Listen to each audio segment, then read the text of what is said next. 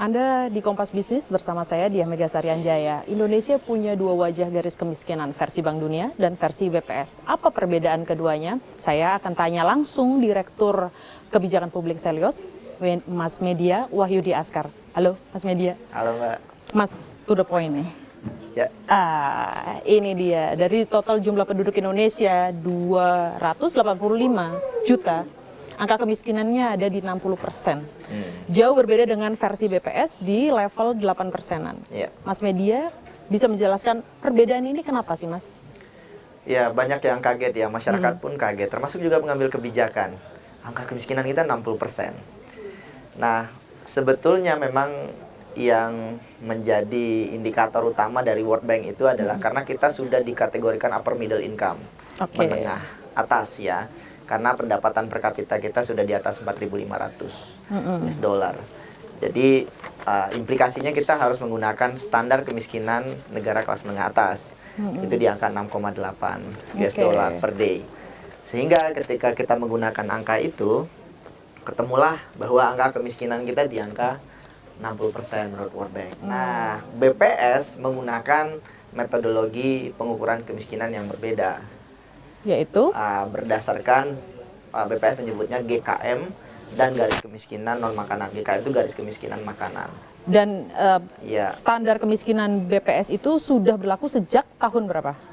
Sudah sangat usang ya, sejak tahun 1970-an datanya dan mulai diperkenalkan tahun 1980-an. Metodologi pengukuran kemiskinan oleh BPS itu sudah lama sekali. Dan tidak pernah berubah? Tidak pernah berubah. Dan dalam beberapa aspek itu sudah ketinggalan dan tidak bisa mengcapture kondisi kemiskinan hari ini. Tidak relevan dengan situasi ekonomi sekarang? Betul. Saya kasih contoh misalkan, kan BPS itu sesederhana menghitung jumlah pengeluaran untuk makan dan jumlah pengeluaran untuk non-makanan.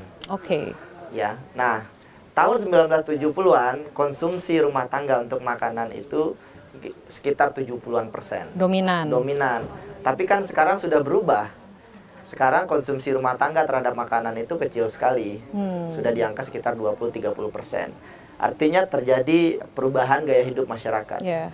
Nah, sama satu lagi, banyak indikator item-item garis kemiskinan non makanan di data BPS itu sudah tidak lagi relevan.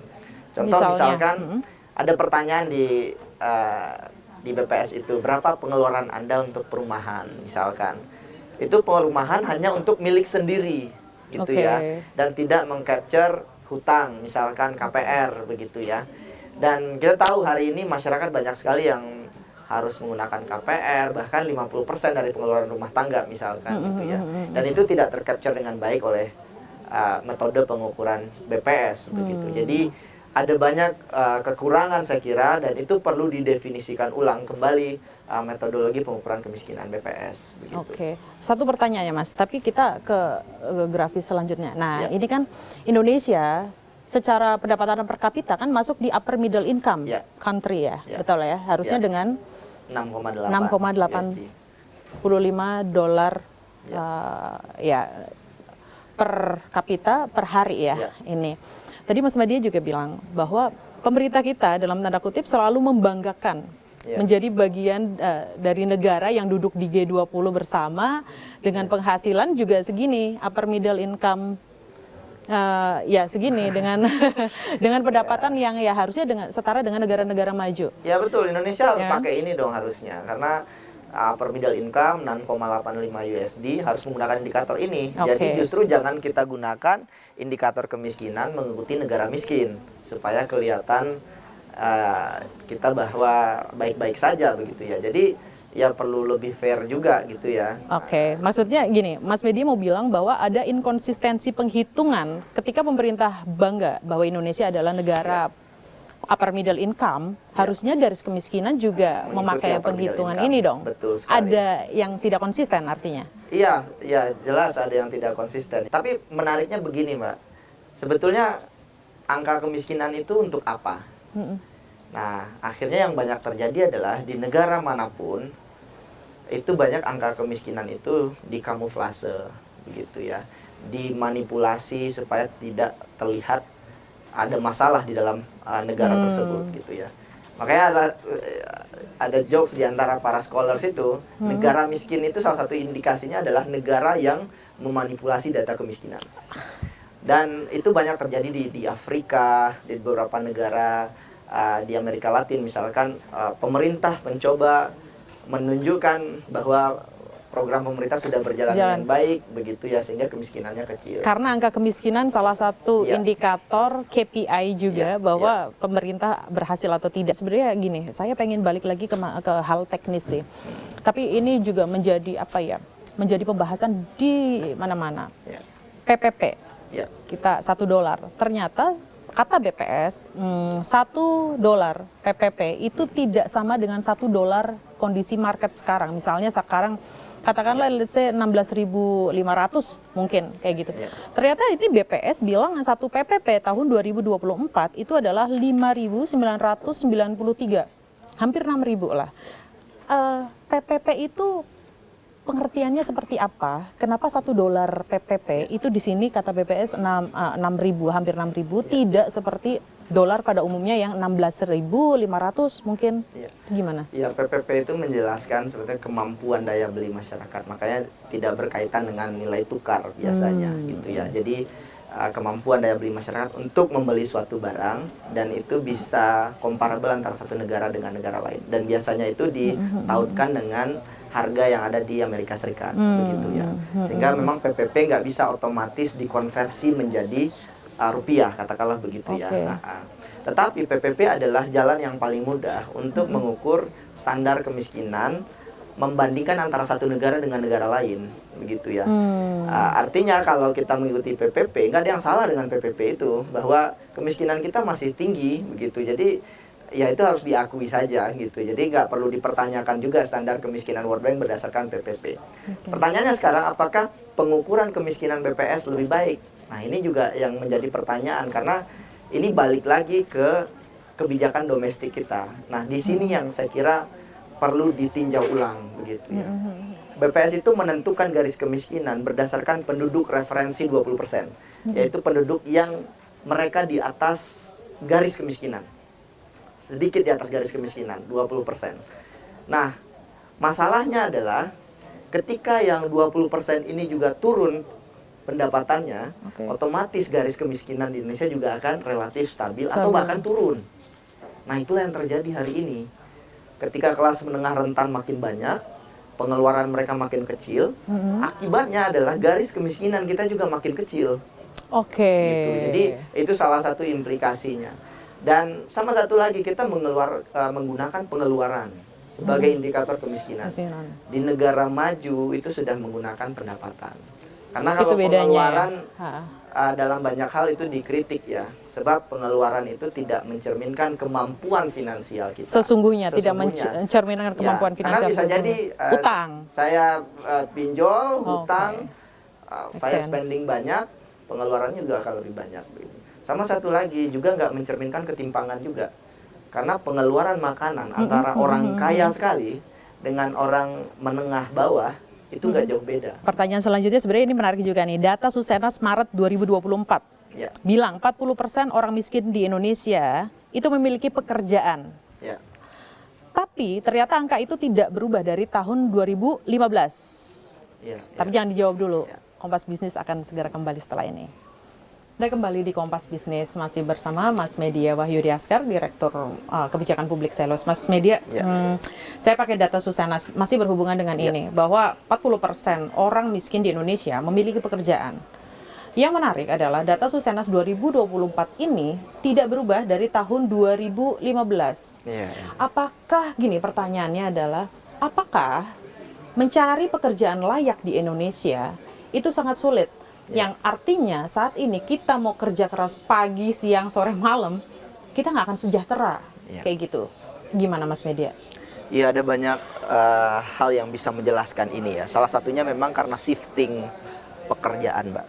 Jadi pekerjaan dengan produktivitas tinggi, nilai tambah tinggi, itu berkurang. Khususnya industri manufaktur, industri pengolahan. Sehingga banyak yang berkurang, kemudian geser ke pekerjaan informal. Yang akhirnya tidak berkualitas karena tidak ada jaminan sosial, upahnya juga lebih rendah dan seterusnya. Sama satu lagi terjadi peningkatan di sektor jasa ya pada saat bersamaan, sehingga lapangan kerja yang tercipta tidak berkualitas. Implikasinya adalah upah yang diterima masyarakat lebih kecil. Upahnya lebih kecil sehingga banyak masyarakat yang turun kasta tadi, Mbak. Turun kasta sebelumnya itu mungkin kelas menengah ya, terus kemudian dia masuk kemudian ke dalam garis kemiskinan. Sebelumnya mungkin mereka nerima 3 juta per bulan gitu ya. Tapi setelah itu mungkin mereka menerima uang take home pay-nya jauh lebih kecil. Belum lagi harus bayar KPR rumah, ada anak sekolah yang harus dibayar gitu ya, sekolah swasta, belum lagi biaya di luar BPJS Kesehatan yang juga besar sekali, Mbak, yang harus ditanggung oleh masyarakat. Nah, pengeluaran garis, pengeluaran non makanan ini itu nggak tercapture semua di data BPS ini, Mbak, masalahnya gitu ya. Sehingga angka kemiskinan BPS sekarang yang per bulan itu 595.000 ya, dan kalau per hari itu sekitar 20.000. Di bawah 20.000. Di bawah 20.000 itu menjadi tidak masuk akal lagi gitu. Tidak relevan hari lagi, ini. Karena hari ini misalkan ini kan dihitung dari agak ke tengah lagi mungkin Mas Badia. Ini kan dihitung dari makanan, konsumsi makanan ya. Plus non makanan. Non makanan gitu ya. Jadi garis kemiskinan ini dihitung, kemiskinan itu dihitung berapa pengeluaran masyarakat untuk makanan dan non makanan begitu ya. Nah, masalahnya sekarang ya, yang non makanan itu sudah dominan harusnya. Jadi orang sudah nggak lagi menggunakan garis kemiskinan makanan ini. Apalagi PPS ini itu masih menggunakan 2.100 kalori, Mbak, per hari. Dan ini itu sudah dipertanyakan. Orang bisa jadi mencapai 2.100 kilokalori sehari, tetapi makanannya nggak bergizi. Itu juga bisa terjadi begitu. Makan ya. Gorengan 5.000 udah bisa 2.100 kalori kayak gitu. Sama satu lagi, Mbak, ya? yang bermasalah dengan Apalagi nih, Mas? pengukuran BPS ini ya. Karena ini pengeluarannya berbasis asumsi semua income yang diterima oleh masyarakat, termasuk dari bansos. Gitu ya. Jadi bansos itu dimasukkan, kan masuk ke kantong masyarakat, kemudian masyarakat mengeluarkan. Nah, dengan asumsi seperti itu akan dengan sangat mudah bagi pemerintah untuk bilang bahwa garis kemiskinannya menurun. Iya, menurun, kemiskinannya menurun sepanjang bansos itu diberikan dalam jumlah tertentu, begitu ya. Sehingga pengeluarannya bisa naik. Tapi pertanyaannya adalah, apakah semua orang penerima bansos itu kemudian menurut angka pemerintah bahwa keluar dari kemiskinan, apakah memang betul-betul mereka sudah tidak miskin lagi? Itu juga kan perlu jadi pertanyaan begitu ya. Jadi tidak bisa menjelaskan bagaimana sebetulnya sumber daya yang dimiliki oleh keluarga itu. Begitu. Berarti penghitungan yang Bank Dunia itu sebenarnya nggak salah? Ya, nggak ada yang salah dengan penghitungan Bank Dunia, karena tapi begini ya, Mbak, ini Bank Dunia lagi ya. Bank Dunia kan bilang 60% ya. Bedanya jauh banget. 60% jauh kita sekali, di 8% Indonesia. Gimana? Dan saya nggak mau bilang bahwa saya bilang Indonesia miskin enggak. Itu bukan sesuatu yang perlu kita banggakan ya. Betul, karena gini, sebentar Mas Media, karena menurut data Bank Dunia pun, kalau kita memakai angka ini, standar ini, garis kemiskinan kita dari tahun ke tahun juga turun loh sebenarnya nih. Dari 2022 itu angkanya masih di 62%. 2023 itu angkanya di 61,8%. Nah, ini turun nih. Bahwa Bank Dunia pun mengakui bahwa ada kemajuan kemiskinan. Betul. Iya, betul, ada kemajuan betul. di Indonesia loh. Jadi makanya ini juga nggak perlu ditolak juga. Sebetulnya yang jadi refleksi dari pemerintah, saya hanya ingin bilang, pemerintah, orang miskin dan rentan di Indonesia itu masih banyak. Sehingga jangan dibuang-buang fiskal anggaran negara untuk kebijakan yang tidak tepat sasaran. Sesederhana itu. Karena kalau dihitung ini berapa tadi, Mbak? 171 juta. Hampir Artinya adalah kalau kita mengikuti World Bank, ada 171 juta orang menunggu bantuan pemerintah secara eksternal agar mereka bisa keluar dari garis kemiskinan.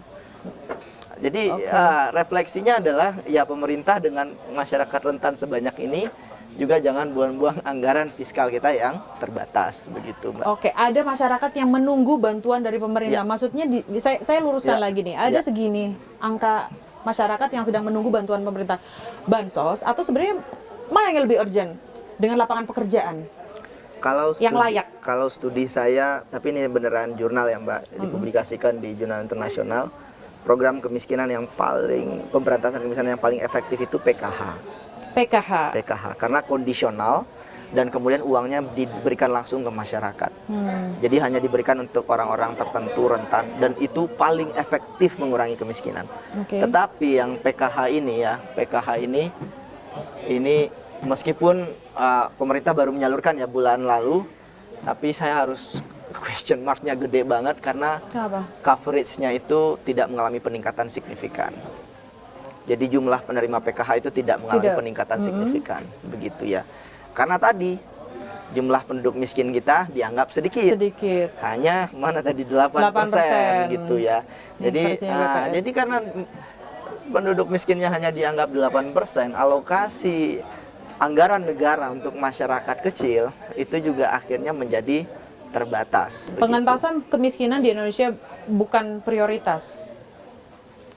Maksudnya begitu? Harus menjadi prioritas. Tapi masalahnya begini, ini kalau akhirnya kemiskinan ini, peta kemiskinan itu dimanipulasi, tapi kemiskinannya nggak diselesaikan, begitu ya.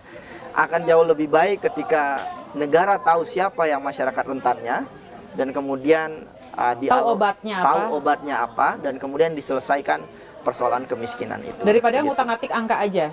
Betul. Makanya kalau boleh saya usul, saya kira BPS harus membuka ruang untuk melakukan peninjauan kembali untuk pengukuran kemiskinan ini. Seharusnya salah satu indikator yang paling efektif untuk mengukur kemiskinan adalah tidak seperti yang sekarang ini, karena yang sekarang ini skemanya itu masih menggabungkan antara bansos gitu ya, kemudian pajak dalam satu pool begitu ya. Itu harusnya dikeluarkan. Jadi caranya adalah dikeluarkan dulu semua basic needs, kemudian disposable income-nya berapa, pendapatan sisa oleh masyarakat itu sisa berapa yang bisa dibelanjakan. Nah, itulah angka yang sebenarnya untuk menjelaskan real level kemiskinan seseorang gitu ya. Nah, kalau itu kita lakukan, kita akan tahu seberapa efektif pajak, seberapa efektif program bantuan pemerintah itu mengurangi kemiskinan. Karena kita bedakan kemiskinan sebelum fiskal, sebelum bansos, dan kemiskinan setelah bansos. Kalau terdapat perbedaan berarti MBG-nya efektif. Berarti PKH-nya efektif. Tapi kalau nggak terdapat perbedaan berarti nggak efektif sama sekali. Jadi kita bisa tahu gitu, Mbak. Nah, cuman ini kan kasihan ya, Mbak, karena ini jumlahnya besar ya. Dan kalau hitungan saya 40% dari penduduk miskin di Indonesia itu dimiskinkan oleh kebijakan fiskal pemerintah. Jadi masyarakat miskin yang 40% dari penduduk miskin itu membayar pajak lebih mahal lewat PPN ketimbang jumlah yang mereka terima dari pemerintah dalam bentuk bansos. Jadi masyarakat miskin pun juga menerima sedikit sekali dari pemerintah. Gitu ya, dalam bentuk bantuan sosial. Nah, ini yang harus ditinjau. Makanya yang paling efektif itu adalah data ya, yang harus kita ini data kemiskinan itu harus kuat gitu ya. Harus kuat ya. Data kemiskinan harus kuat. Pertanyaan selanjutnya, jadi kapan seharusnya BPS mengadjust atau menyesuaikan penghitungan lah standar kemiskinan ini? Sebelum jauh ke sana deh, perlukah BPS mengubah metode atau standar garis kemiskinan? Kalau perlu, kapan BPS harus mengubah standar garis kemiskinan di Indonesia? Saya kira paradigmanya bukan lagi melihat berapa jumlah orang miskin. Saya juga tidak dalam posisi memperdebatkan antara data World Bank dan dengan data BPS, berapa orang penduduk miskin, begitu ya. Saya kira yang harus kita lakukan adalah menghitung seberapa signifikan dampak dari program pemerintah terhadap pengurangan kemiskinan. Makanya caranya seperti yang saya sampaikan tadi, hitung dulu berapa sumber daya seseorang sebelum kebijakan fiskal atau bantuan sosial, dan kemudian hitung lagi sumber daya seseorang setelah kebijakan fiskal dan dilihat level kemiskinannya. Sehingga kita tahu program pemerintah ini berdampak atau tidak terhadap Efektif nggak? kemiskinan begitu. Tepat Jadi sasaran nggak tepat gitu sasaran ya? atau tidak. Nah, itu yang harus dilakukan yang pertama oleh BPS begitu. Sehingga jauh lebih make sense ketimbang hanya berkuar-kuar 8% ini gitu ya. Terus kemudian yang kedua adalah melengkapi data kemiskinan tadi berdasarkan sumber daya tadi dengan indikator kemiskinan lainnya. Contoh sanitasi, akses terhadap layanan publik begitu ya. Iya. Dan kita sudah harus bergerak Lebih ke arah kualitas hidup ke arah ya? yang sana. Jadi lebih ke kualitas hidup. Jadi stop goreng-menggoreng soal berapa jumlah orang miskin di Miskin. Indonesia. Dan Pak Jokowi selama 10 tahun pemerintahnya sering kali bilang bahwa kemiskinan kita turun. Tapi dalam konteks yang jauh lebih fair begitu ya, yang turun itu adalah penghitungan garis kemiskinan kemiskinannya. atau kemiskinannya menurut datanya BPS begitu ya. Sama Baik. seperti yang saya bilang tadi Mbak, BPS ini menggunakan 20% penduduk referensi. Sekarang kelas menengah kita terkapar. Turun juga angkanya. Sehingga referensi itu udah nggak valid lagi. Kemiskinan referensi itu turun, ini otomatis jadi turun gitu ya. Itu kenapa kita hanya stuck di angka 20.000. 20.000 per hari, di bawah 19.000. Garis kemiskinan kita rendah sekali. Karena penduduk referensi kita terkapar hari ini. Kelas menengah rentan itu turun signifikan begitu. Jadi ini akan sangat teknikal sekali masalah metodologi kemiskinan ini. Saya setuju bahwa masyarakat mempertanyakan, saya kira itu hak masyarakat untuk mempertanyakan, dan sekarang BPS harus menjelaskan dan menjawab dan mencari pertimbangan teknokratik yang jauh lebih bijak ke depan soal bagaimana kita melihat kemiskinan begitu. Baik, ada hal yang lebih urgent dari angka-angka ini, yaitu pertama itu data, lalu kemudian parameter kebijakan pemerintah apakah tepat atau tidak dalam menanggulangi kemiskinan. Baik, saya Diah Mega Sarianjaya bersama Mas Media Wahyudi Askar. Nanti kita bertemu lagi di Kompas Bisnis.